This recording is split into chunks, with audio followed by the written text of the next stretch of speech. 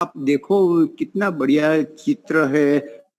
Room में AC है।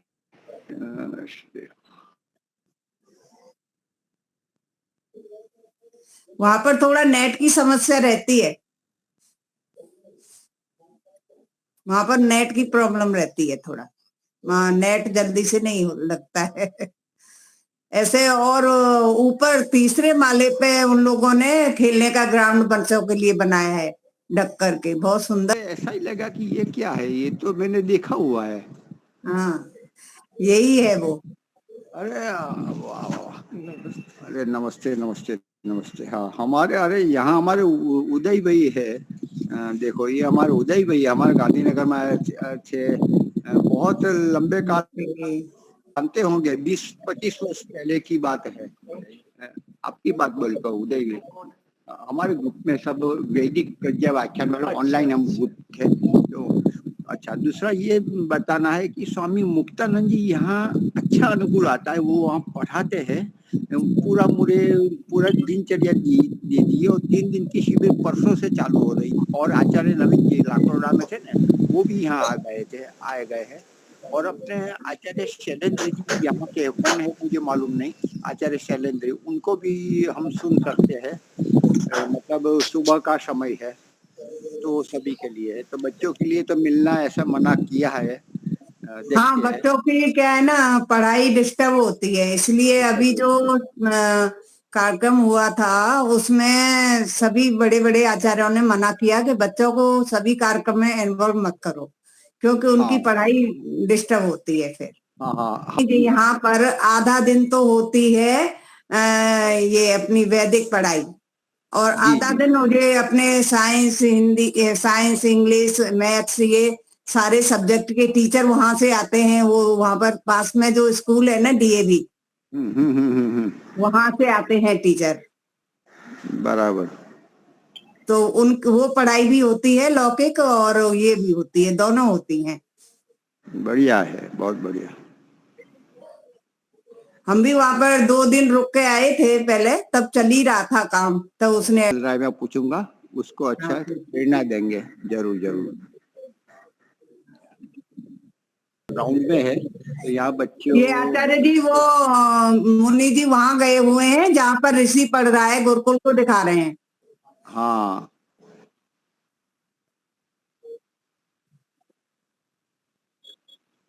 अच्छा अच्छा, मुझे मालूम नहीं। हाँ आचार्य नरेंद्र जी को बुलाया है हमने, मुनि जी। बहुत, चलो बहुत बढ़िया, चलो आप अच्छा है।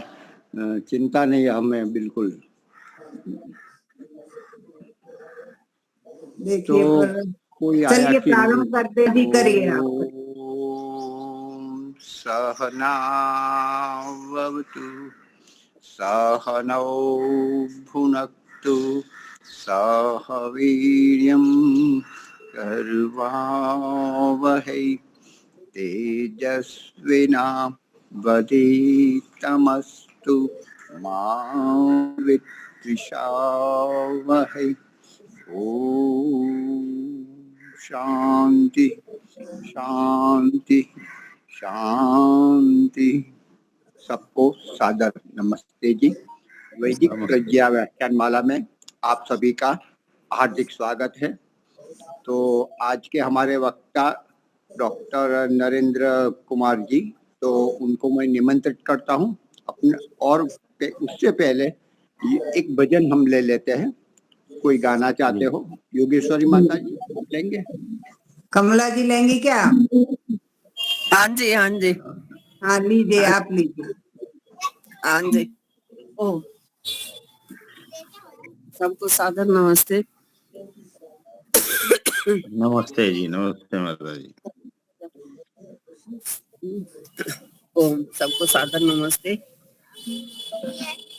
कह देना, संसार में जिसका प्रभु से प्यार ना होगा, संसार में जिसका प्रभु से प्यार ना होगा, उसका तो भव सागर से बेड़ा पार ना होगा, उसका तो भव सागर से बेड़ा पार ना होगा।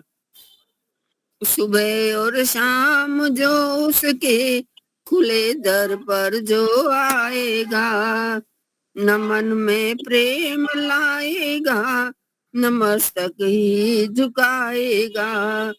ईश्वर के वरदानों का हकदार ना होगा। ईश्वर के वरदानों का हकदार ना होगा।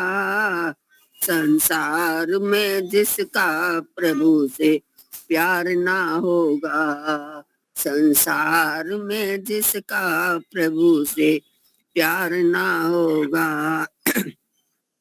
प्रभु जी हर समय खुशियाँ जमाने पर लुटाते हैं। प्रभु जी हर समय खुशियाँ जमाने पर लुटाते हैं, मगर वो जान जाते हैं नहीं वो ला पाते हैं, मगर वो जान जाता है नहीं वो उठ पाता है। सारे सोए का तो सपने में भी उद्धार ना होगा। सोए में तो सपने में उद्धार ना होगा। संसार में जिसका प्रभु से प्यार ना होगा, संसार में जिसका प्रभु से प्यार ना होगा। प्रभु हर एक प्राणी को सदा देता ही देता है। प्रभु हर एक प्राणी को सदा देता ही देता है।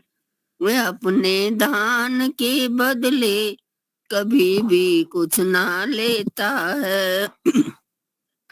वह अपने दान के बदले कभी ना कुछ भी लेता है। दुनिया भर में ऐसा कोई दरबार ना होगा। दुनिया भर में ऐसा कहीं दरबार ना होगा। संसार में जिसका प्रभु से प्यार ना होगा। यह दुनिया से निराला है, पथिक तो जान ले इतना। ये दुनिया से निराला है, पथिक तो जान ले इतना। वह शक्ति सबसे ऊंची है, अगर तू मान ले इतना। तुझको उसकी भक्ति से फिर इनकार ना होगा।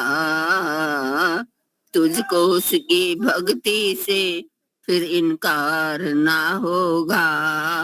संसार में जिसका प्रभु से प्यार ना होगा, उसका तो भवसागर से बेड़ा पार ना होगा। उसका तो भवसागर से बेड़ा पार ना होगा। जिसका प्रभु से, संसार में जिसका प्रभु से प्यार ना होगा, प्रभु से प्यार ना होगा। धन्यवाद समय देने के लिए। बहुत बढ़िया। आप माता जी योगेश्वरी जी, आप लेंगे एक भजन? छोटा सा ले सकते हैं। कोई आया अधिक अब आज दिखाई नहीं दे रहे, इसलिए।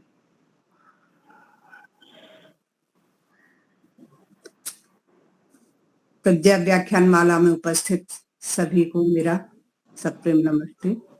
एक छोटा सा भजन। जिसने रचा है संसार हो,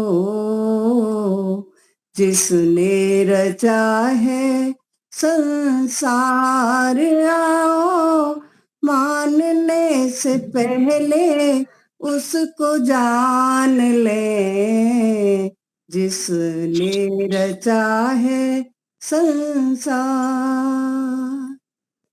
दूध में है घृत और तेल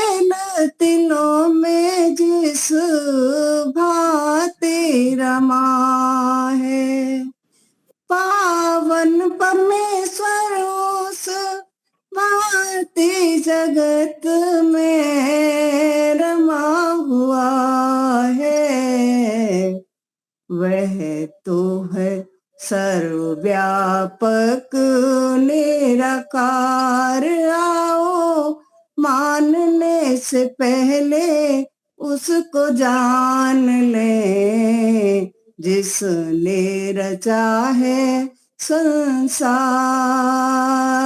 हो, जिसने रचा है संसार। सृष्टि को बनाना और बना के चलाना बस उसका ही काम है। अवधि की समाप्ति पर सृष्टि को मिटाना बस उसका ही काम है। वह तो है रचनाकार। आओ मानने से पहले उसको जान ले, जिसने रचा है संसार। ओ जिसने रचा है संसार। बच्चे के जन्म से पहले माता के उर में जिसने दूध भर दिया है, चींटी से हाथ तक के भोजन का जिसने प्रबंध किया है, वह तो है जग का पालनहार। आओ मानने से पहले उसको जान ले, जिसने रचा है संसार हो, जिसने रचा है संसार। रंग बिरंगे फूल लगते हैं प्यारे, सब में उसी की सुवास है। चांद और तारे, चांद और सूरज और चमकते सितारे, सब में उसी का प्रकाश है। जग से मिटाया अंधकार। आओ मानने से पहले उसको जान ले, जिसने रचा है संसार। आओ मानने से पहले उसको जान ले, जिसने रचा है संसार हो, जिसने रचा है संसार। धन्यवाद जी। बहुत ही और अच्छा भजन था बहुत सुंदर। और बहुत ही अच्छा गाया है, अपने लय में गाया। धन्यवाद। तो आज के हमारे वक्ता डॉक्टर नरेंद्र जी है, उनको मैं पहली बार सुनूंगा, तो कृपया आप प्रारंभ करें नरेंद्र जी। ओम ओम सर्वेभ्यो नमः। मेरी आवाज आ रही है ना सब तक? सभी हाँ सुन जी। रहे हैं? हाँ जी आ रही। चलिए। ओम यतो यतः समीहसे ततो नो अभयं कुरु, शन्नः कुरु प्रजाभ्यो अभयं नैवशोभ्यः। ओम शांति शांति शांति।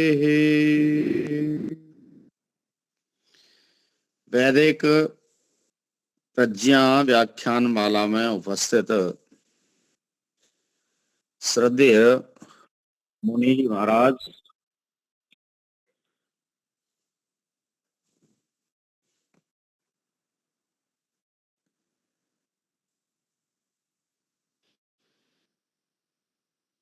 और इस व्याख्यान की संयोजिका श्रद्धेय दीपा जी, माता योगेश्वरी जी, सभी धर्माभिलाषी श्रोता बंधुओं, मातृशक्ति, बड़ा ही सुंदर भजन के माध्यम से कार्यक्रम की शुरुआत आप लोगों ने की। कमला माता जी ने भी अच्छा भजन रखा और माता जी ने भी बड़ी सुंदर लयबद्धता के साथ में भजन का गान किया। आइए हम थोड़ी सी चर्चा आज ईश्वर संबंधी ही करेंगे, क्योंकि इस व्याख्यान माला में शायद मेरा दूसरा कार्यक्रम है, दूसरा प्रवचन है। एक बार पहले भी हुआ है। तो आइए एक प्रश्न लेकर के हम चलते हैं कि परमात्मा का मुख्य नाम क्या है। तो बड़ी सहजता के साथ सभी लोग इसका उत्तर देते हैं कि परमात्मा का मुख्य नाम ओम है। लेकिन यहीं पर दूसरा प्रश्न उठता है कि परमात्मा का मुख्य नाम ओम ही क्यों है, और फिर जो वैदिक धर्म को मानते हैं, वेदों के अनुगामी हैं, वेदों का स्वाध्याय करने वाले जो भी लोग हैं, दूसरे शब्दों में हम कहें कि जो आर्य समाज के अनुयायी हैं, महर्षि दयानंद के अनुयायी हैं, वही लोग परमात्मा का मुख्य नाम ओम मानते हैं। अगर हम मुसलमानों में जाएंगे तो वह कहेंगे कि परमात्मा का नाम अल्लाह है, खुदा है। यदि हम ईसाइयों में जाएंगे तो वह कहेंगे परमात्मा का नाम गॉड है। यदि और भी अनेक प्रकार के मत संप्रदाय हैं, जैसे इब्रानी में परमात्मा का मुख्य नाम ईल है, इतालवी में परमात्मा का मुख्य नाम इदिया है, फ्रेंच में परमात्मा का नाम द्यू है, इसके अलावा जर्मनी में परमात्मा का जो नाम है गॉड है, रशियन में परमात्मा का नाम भोग है। इसके अलावा भारत में भी अनेक मत संप्रदाय के लोग हैं जो कहते हैं परमात्मा का नाम ब्रह्मा है, विष्णु है, रुद्र है, शिव है, शुक्र है, वायु है, अग्नि है, और महर्षि देव दयानंद ने परमात्मा के 100 नामों की व्याख्या की है। ऐसी विषम परिस्थिति में जब अनेक प्रकार के मत संप्रदाय और अनेक प्रकार की भाषाएं अपने अपने आधार पर परमात्मा का नाम अलग अलग बताते हैं, उस समय हम परमात्मा का मुख्य नाम ओम कैसे सिद्ध करें, यह मुख्य विषय है। तो यहां पर ओम को सिद्ध करने के लिए एक तो व्यावहारिक पक्ष है, दूसरा वैज्ञानिक पक्ष है, तीसरा शास्त्रीय पक्ष है, और चौथा है व्याकरण का पक्ष। हम 4 प्रकार से परमात्मा के मुख्य नाम को सिद्ध करें, क्योंकि जब तक हम भली भांति यह नहीं जान पाएंगे कि परमात्मा का मुख्य नाम ओम क्यों है और ओम की क्या विशेषता है, अन्य नाम जिन लोगों ने मान रखे हैं क्या वह सही हैं या गलत हैं, तब तक हम जान नहीं पाएंगे सारी बातें। महर्षि देवदयानंद भी विद्या को परिभाषित करते हुए कहते हैं कि जिससे ईश्वर से लेकर पृथ्वी पर्यंत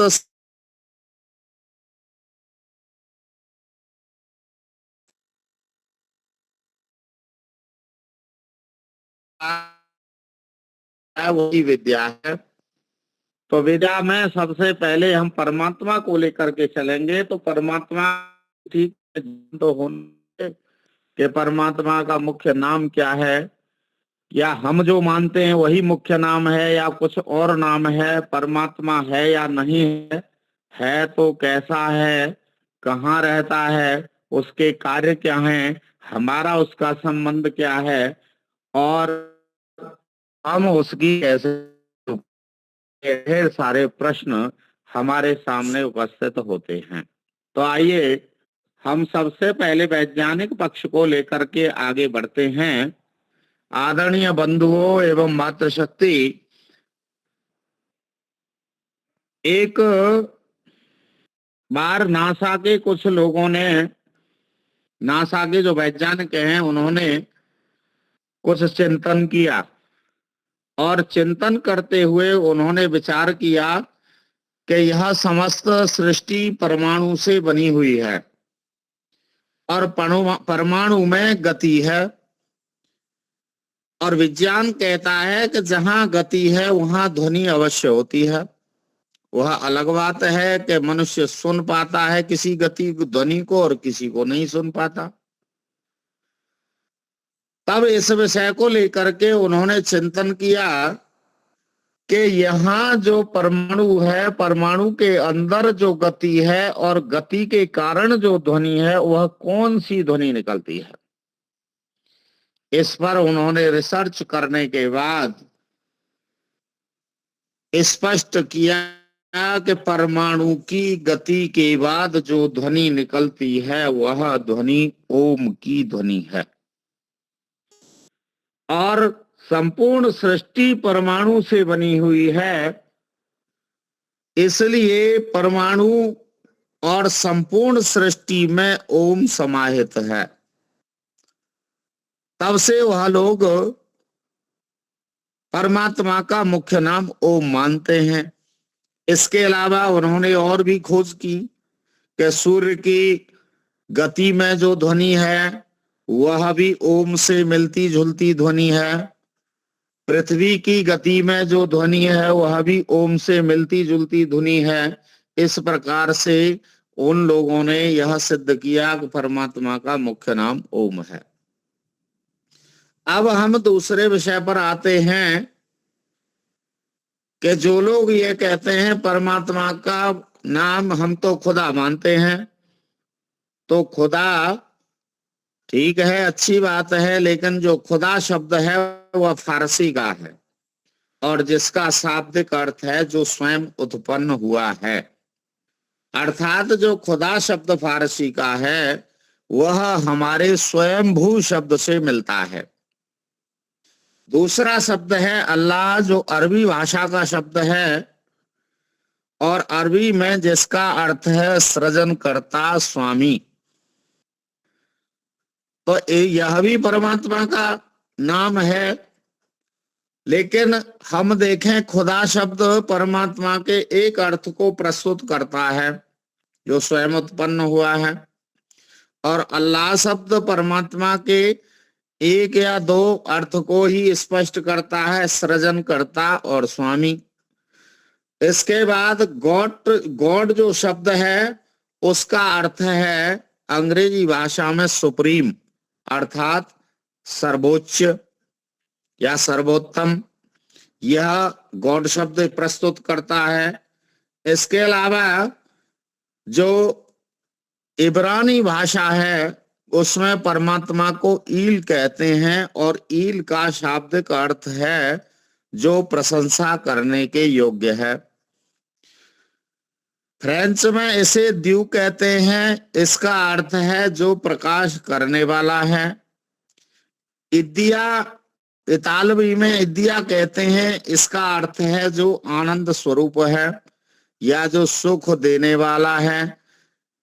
इसके अलावा हम और भी अनेक प्रकार के हमारे यहाँ के जो शब्द हैं उन्हें भी समझें तो यहाँ हम कुछ लोग हमारे यहाँ भारतवर्ष में ब्रह्मा भी मानते हैं, और ब्रह्मा का अर्थ महर्षि देवदयानंद कहते हैं सत्यार प्रकाश के प्रथम समलास में, जो संपूर्ण जगत की रचना करके और उसे बढ़ाता है, इसे उस ईश्वर का नाम ब्रह्मा है।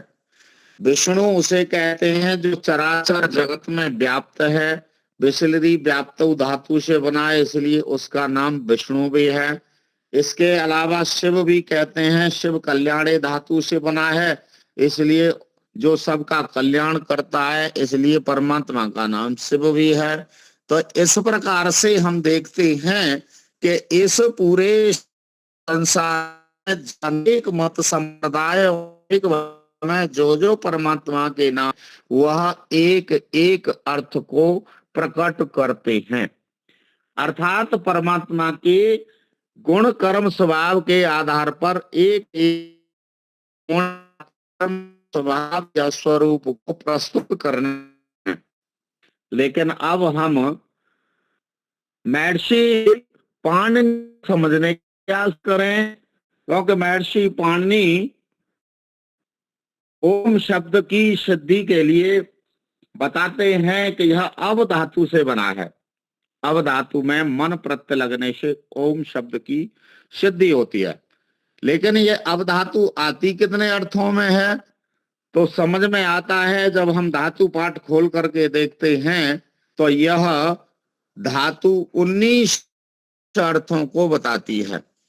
रक्षण, गति, कांति, प्रीति, तृप्ति, अवगम, प्रवेश, श्रवण, स्वामिर्थ, क्रिया, याचन, दीप्ति, अवाप्ति, आलिंगन, हिंसा, दान, भाग, वृद्धि, शोक, इतने अर्थों को बताती है। अर्थात हमारे इस ओम शब्द में समस्त सृष्टि की समग्रता है, जो रक्षण भी करता है, सृष्टि को गति भी प्रदान करता है, जो कामना करने के योग्य है, जो प्रीति करता है, और सब वह प्रीति का एक मात्र केंद्र है। तृप्ति, जो जिसके सानिध्य को प्राप्त करने के बाद पूर्ण तृप्ति होती है। इस प्रकार से यह लगभग 19 अर्थों को प्रकट करता है। लेकिन जब हम इसको सूक्ष्म रूप से देखते हैं, एक शब्द को ही हम समझने का प्रयास कर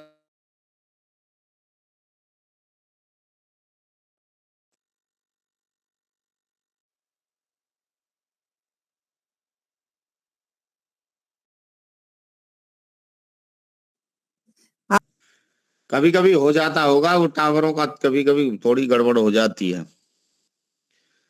तो परमात्मा के ओम शब्द में सबसे पहला अर्थ है रक्षण। तो रक्षण कौन कर सकता है? रक्षण कोई दुर्बल व्यक्ति नहीं कर सकता है, या कोई कम शक्ति वाला शक्तिहीन नहीं कर सकता।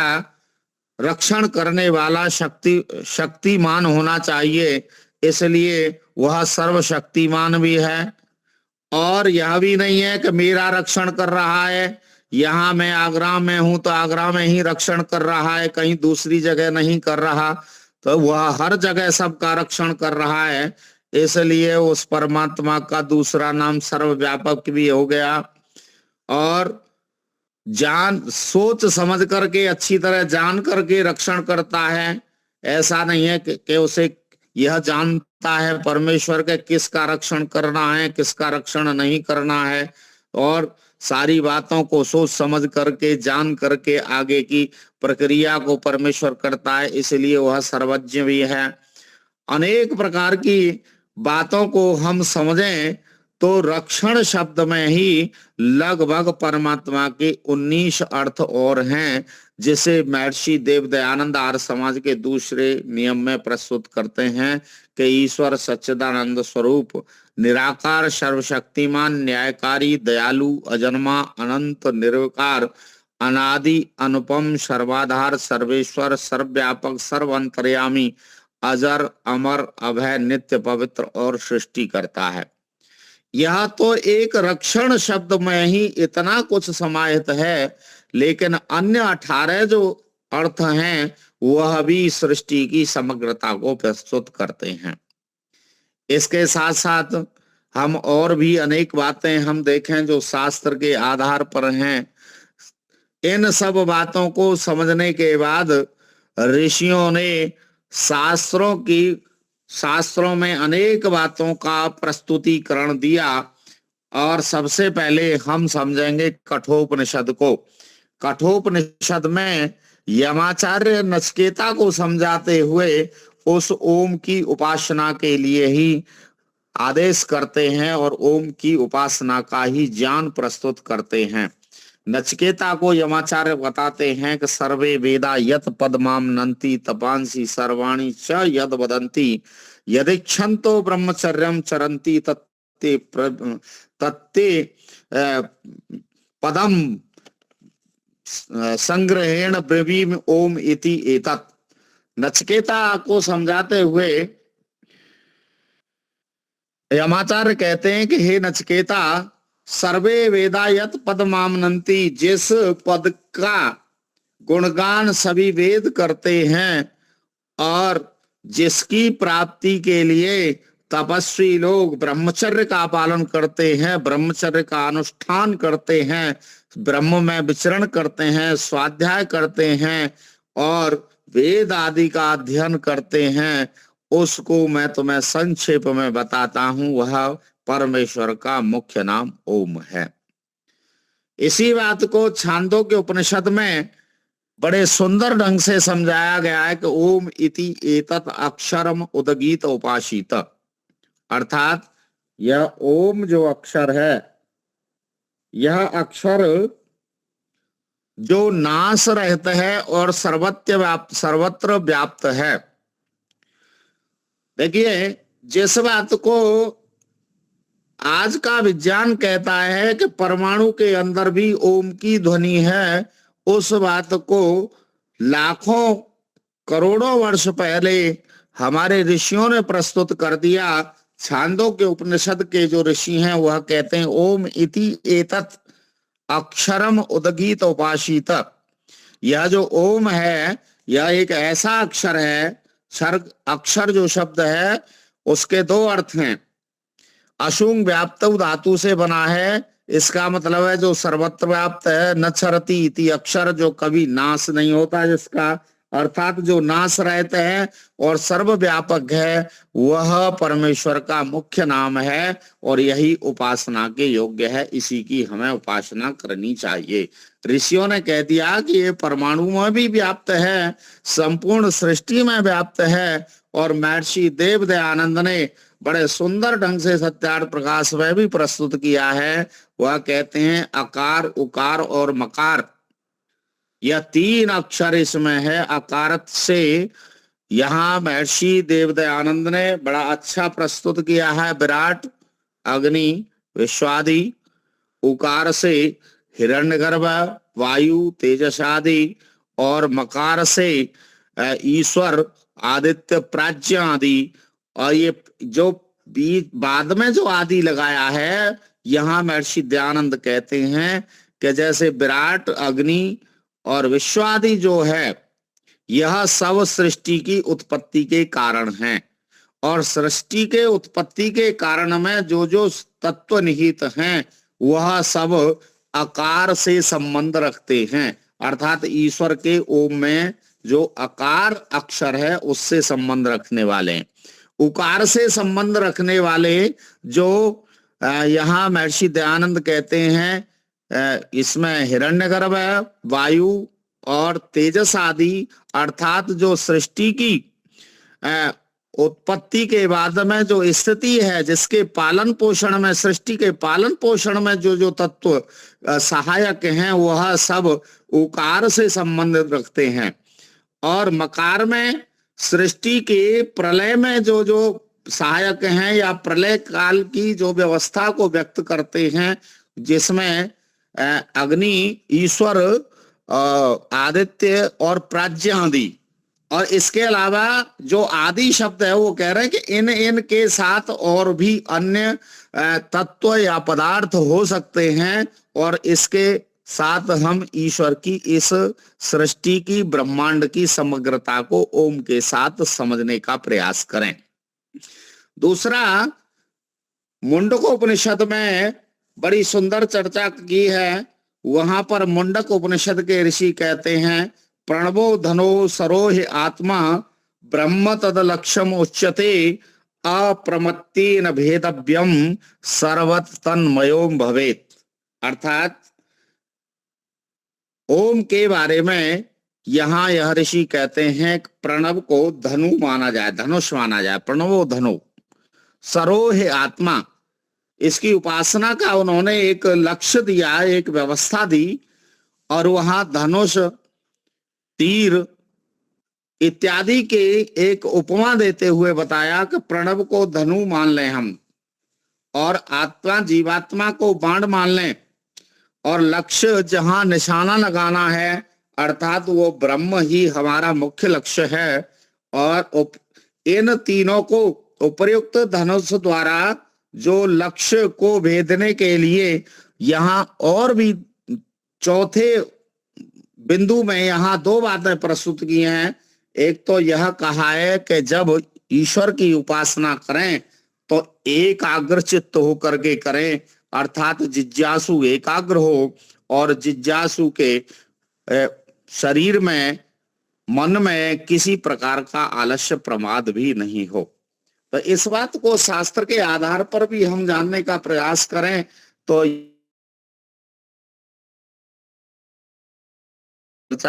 हमारे सामने बंधुओं प्रस्तुत करते हैं। इसके अलावा हम वेद को समझने का और प्रयास करें तो यजुर्वेद के अंतिम अध्याय में प्रस्तुत किया है, ओम कृतो स्मर, हे कर्मशील प्राणी तू ओम का स्मरण कर। और श्वेताश्वतर उपनिषद में भी बड़ी सुंदर चर्चा की गई है, स्वदेहिम अरणिम कृत्वा प्रणव च उत्तरारिणीम ध्यानम निर्मथनेभ्यासात् देवम पश्यन्य गूढ़वत्। श्वेताश्वतर उपनिषद के ऋषि कहते हैं कि अपनी देह को अरणी बनावे। अरणी पहले अग्निहोत्र आदि या बड़े बड़े यज्ञ के जो अनुष्ठान किए जाते थे तब अग्नि को उत्पन्न करने के लिए यजमानों को अरणी का सहारा लेना पड़ता था।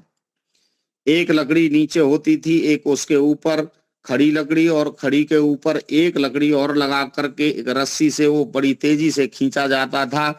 और जब उसकी घर्षण से लकड़ी के घर्षण से अग्नि उत्पन्न होती थी तो उसी स्थिति को यहाँ प्रस्तुत करते हुए यह उपनिषदकार कहते हैं कि स्वदेहिम अरणिम कृत्वा, अपने शरीर को अरणी बनावे, प्रणवम चा उत्तरारिणीम, और ऊपर की जो अरणी, नीचे की अरणी अपने शरीर को बनाया गया और ऊपर की जो अरणी है वह ओम है, प्रणव है।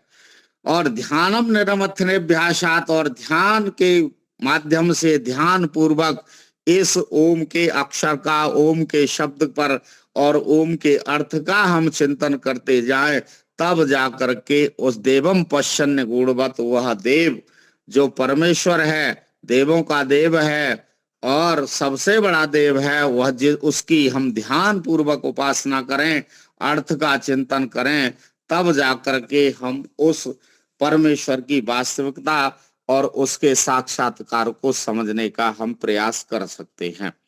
इसी के साथ साथ योग दर्शन में महर्षि पतंजलि भी कहते हैं, सएष पूर्वे शाम अपि गुरु काले नानवच्छेदात् तस्य वाचकः प्रणवः।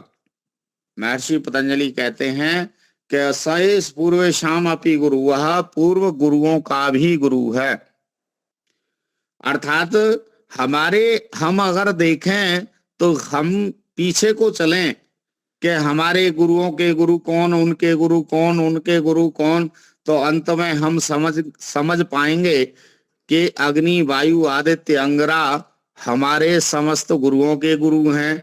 लेकिन अग्नि, वायु, आदित्य, अंगिरा जो ऋषि हुए उनके गुरु कौन हैं? तब पता चलता है कि परमपिता परमात्मा ने, परमेश्वर ने अपनी दिव्यता के आधार पर उनके अंतःकरण में वेद का ज्ञान प्रकाशित किया। महर्षि दयानंद भी इसी बात को कहते हैं कि सृष्टि के आदि में जो 4 ऋषि हुए, उन 4 ऋषियों के अंतःकरण में परमेश्वर ने वेद का ज्ञान प्रकाशित किया, तो उन्हें दिव्यता से ज्ञान प्राप्त हुआ, इसलिए वह दिव्य ऋषि हैं।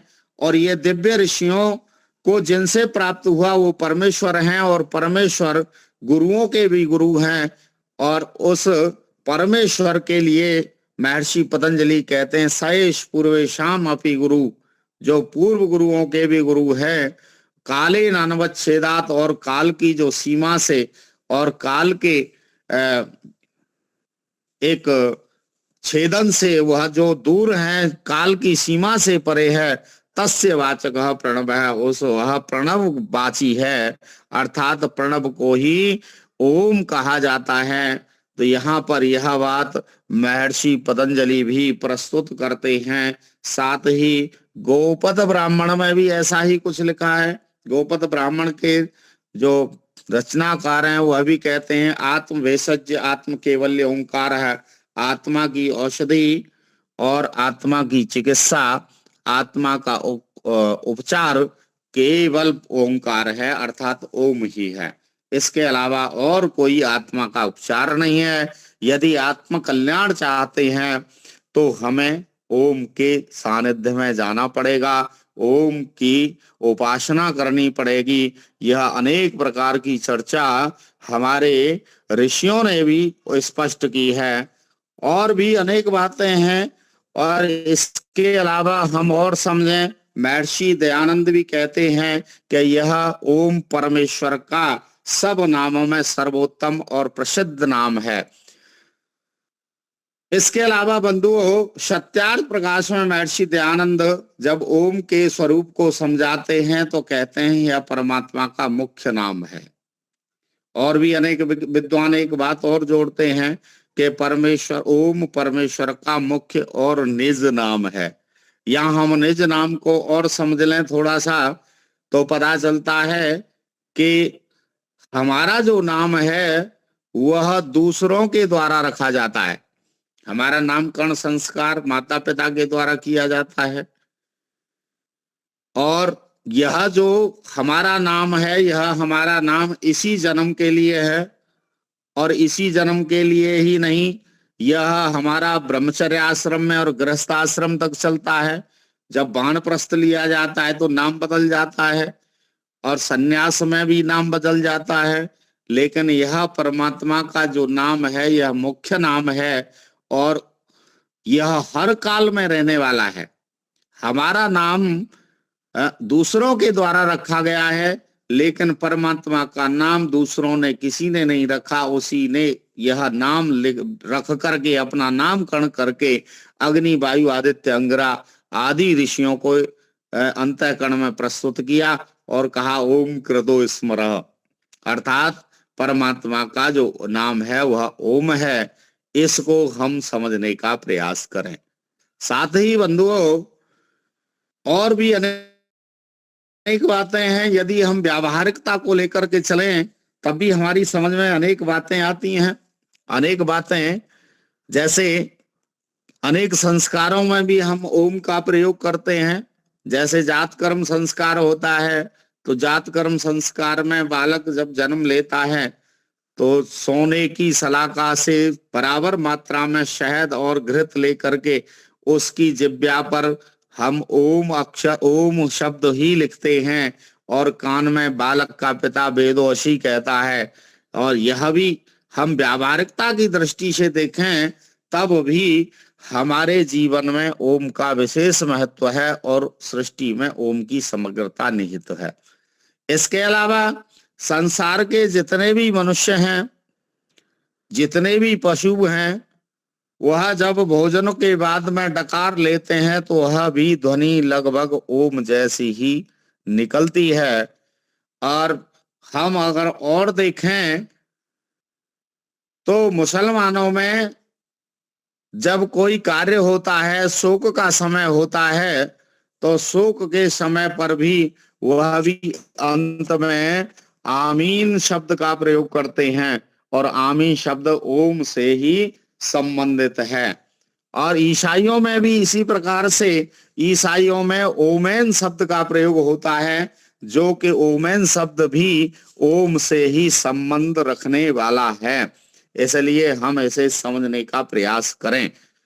और बंधुओं, और हम थोड़ा सा और समझें तो अभी कुछ दिन पहले मेरा एक कार्यक्रम था इंदौर में। तो इंदौर में वहां पर एक पत्र में, एक अखबार में एक इंटरव्यू छपा हुआ था, और उस इंटरव्यू को मैंने पढ़ा।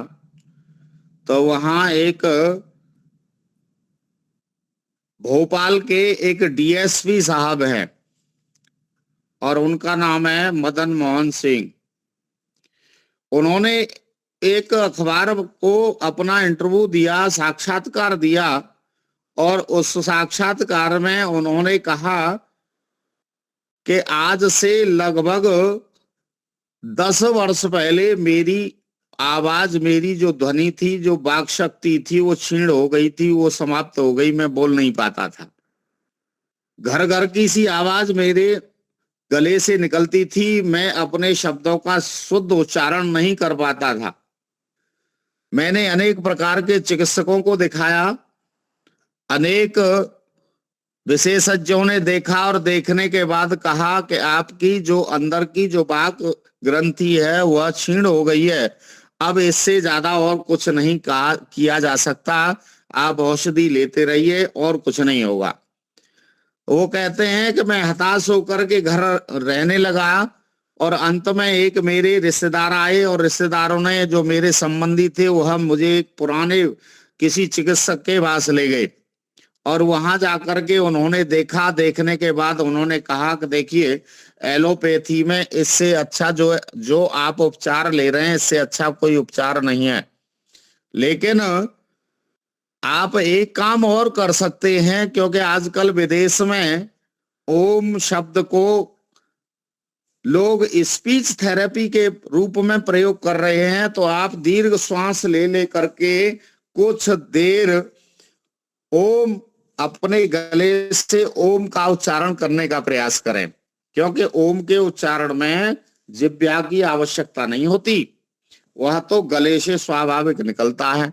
इसलिए पहले पौराणिक जगत में या कुछ ऋषियों ने या कुछ विद्वानों ने कहा कि परमेश्वर जो है, ब्रह्म जो है, वह जिह्वा का विषय नहीं है। और जिह्वा का विषय क्यों नहीं है कि ओम अक्षर को, ओम शब्द को बोलने के लिए जिह्वा की आवश्यकता नहीं पड़ती है। इसलिए पहले से प्रचारित यह बात हुई।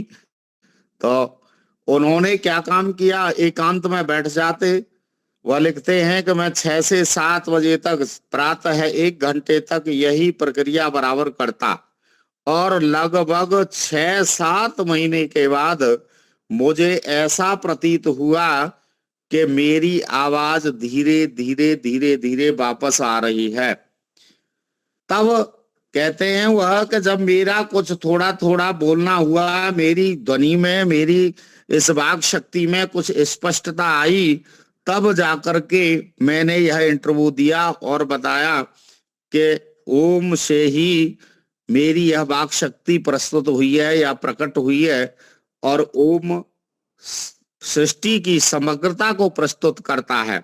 तो इन सब बातों से हमारी समझ में आता है कि जिस विषय को लेकर के आज अनेक प्रकार के वैज्ञानिक शोध कर रहे हैं, और भारत से अलावा अनेक प्रकार के देश जिस पर चर्चा कर रहे हैं या इसे जानने का प्रयास कर रहे हैं, हमारे ऋषियों ने बहुत समय पहले, करोड़ों वर्ष पहले उसको प्रस्तुत कर दिया।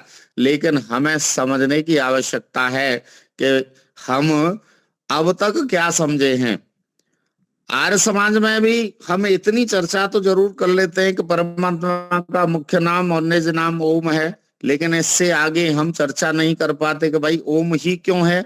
इस पर भी तो हम विचार करें, क्योंकि अनेक प्रकार की भाषाएं हैं, एक मत हैं, संप्रदाय हैं। उन अनेक मत संप्रदाय के लोग भी अपने अपने नामों को प्रस्तुत करते हैं, तब हम कैसे कहेंगे कि परमात्मा का मुख्य नाम ओम है। तो इस सारी वैज्ञानिकता को हम समझने का प्रयास करें। जब हम इस वैज्ञानिकता को समझ लेंगे और ओम शब्द की इस समग्रता को समझेंगे, तभी हम किसी अन्य व्यक्ति के सामने अपनी बात को प्रस्तुत कर सकते हैं। हमने भी बड़ा शोध किया है, और शोध करने के बाद इन बातों को आपके सामने प्रस्तुत कर रहे हैं। अब आगे और हम समझें कि अनेक मत संप्रदाय के लोग कहते हैं, लेकिन गुरु ग्रंथ साहब में भी ओम की चर्चा की गई है। गुरु ग्रंथ साहब में ओम के बारे में भी संकेत कहा है ओम के स्मरण के लिए। ओंकार शब्द जप रे, ओंकार गुरुमुख तेरे, ओम अखर सुनो विचार, ओम अखर त्रिभुवन सार, प्रणवो आद एक ओंकारा, जल थल महथल किया बसारा। यह गुरु ग्रंथ साहब में भी यह बात निहित है, इसलिए हमें और भी समझने की आवश्यकता है। साथ ही महर्षि दयानंद ने जो बात कही है उस पर भी हमें चिंतन करना चाहिए। आर्य समाज के एक व्यक्ति और हुए हैं, बड़े अच्छे कवि हुए हैं और उत्तर प्रदेश के ही रहने वाले हैं। उन्होंने भी बड़ी सुंदर कविता ओम के शब्द को लेकर के कही है, जिनका नाम है महाकवि नाम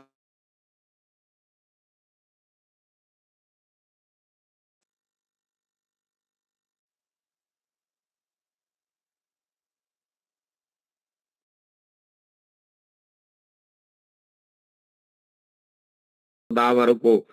ध्रुव धर्म धरे पर दुख हरे, तन त्याग तरे भवसागर को। दिन फेर पिता भर देख, सविता कर दे कविता कवि शंकर को।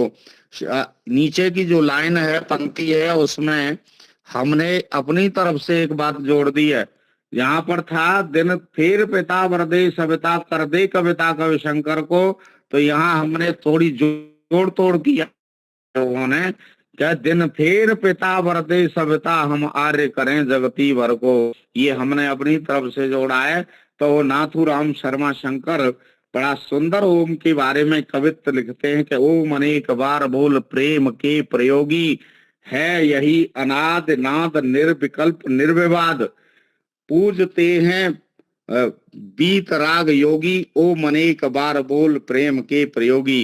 वेद को प्रमाण मान अर्थ योजना बखान, गा रहे सुधी सुजान साधु स्वर्ग भोगी, ओम अनेक बार बोल प्रेम के प्रयोगी। तो बंधुओं, हमें ओम की समग्रता को समझने की आवश्यकता है और यह संपूर्ण सृष्टि ओम की ही कृति है और ओम संपूर्ण सृष्टि में समाहित है। ओम को हम जहां देखें वहां ओम है, अर्थात विज्ञान की दृष्टि से भी हम देखें तो जहां जहां परमाणु है वहां वहां ओम की ध्वनि है।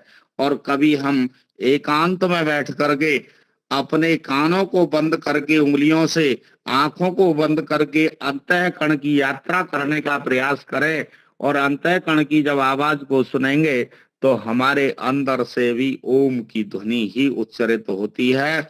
संपूर्ण जल में, संपूर्ण थल में, संपूर्ण ब्रह्मांड में ओम की ध्वनि निहित है।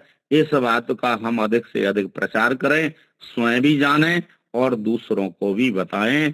4 मिनट पहले मैं इस आपके इस प्रवचन की समाप्ति की ओर चलता हूं। आपने बड़े ध्यान पूर्वक मेरी बात को सुना।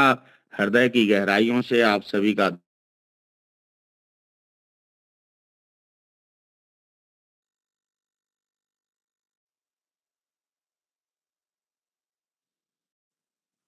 आवाज चली गई थी आचार्य जी आपकी। अच्छा, कोई बात नहीं। बहुत ही सुंदर विचार आपने ओम के बारे में रखे। ओम ही ईश्वर का निज नाम है, ओम ही सभी जहां भी हम देखते हैं। आपने बहुत सारी वैज्ञानिक पक्ष के द्वारा और विज्ञान अपने व्याकरण पक्ष के द्वारा कई पक्षों से आपने उसे ओम को सिद्ध किया। बहुत बहुत धन्यवाद आचार्य जी आपका। आपने हमें अपना अमूल्य समय दिया, आपका बहुत बहुत धन्यवाद। अब हाँ,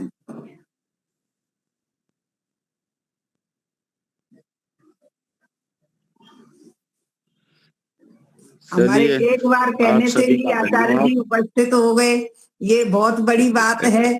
आज मुझे लगा, मैंने कहा आज कोई और है नहीं विद्वान हमारे पास जो आते हैं और उनको कोई परिस्थिति अलग हो गई, वो कुंभ में गए हुए हैं शैलेंद्र जी।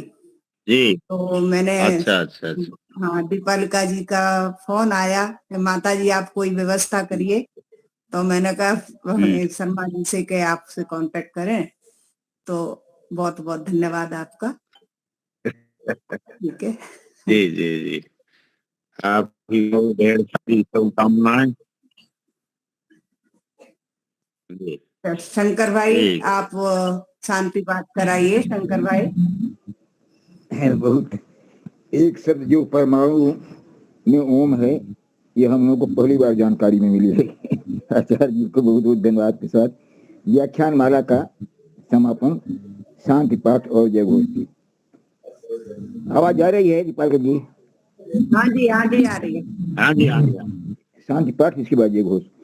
ओम द्यौ शांति अंतरिक्षं शांति पृथ्वी शांतिरापः शांतिरुषधयः शांति वनस्पतयः शांति सर्वं शांति शांतिरिव शांति शामा शांति शांति शांति शांति। जय घोष। जो बोले सो अभय। सत्य सनातन वैदिक धर्म की जय। मर्यादा पुरुषोत्तम भगवान राम की जय जय हो। जय हो। योगिराज भगवान कृष्ण की जय जय हो। व्याकरण सुर गुरु विरजानंद की जय हो। जय हो। युग प्रवर्तक महर्षि दयानंद सरस्वती की जय जय हो। भारत माता की जय हो। जय हो। गौ माता की रक्षा करें। देश के अमर शहीदों की जय हो। जय हो। वेद की ज्योति जल्दी रहे। ओम का झंडा ऊंचा रहे। आर समाज अमर रहे। सत्यार प्रकाश घर घर रहे। प्रणव ध्वनि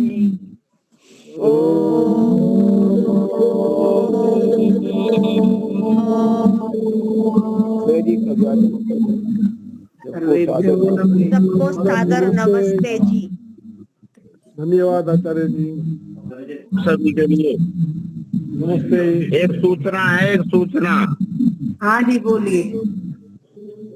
आर्यवीर दल के माध्यम से सत्यार्थ प्रकाश प्रतियोगिता का आयोजन किया जा रहा है, जिसमें आपको सत्यार्थ प्रकाश पढ़ना है और पढ़ करके प्रश्नों के उत्तर देने हैं। OMR शीट, सत्यार्थ प्रकाश और प्रश्न पत्र और एक लिफाफा आदि सब आपको मिलेगा।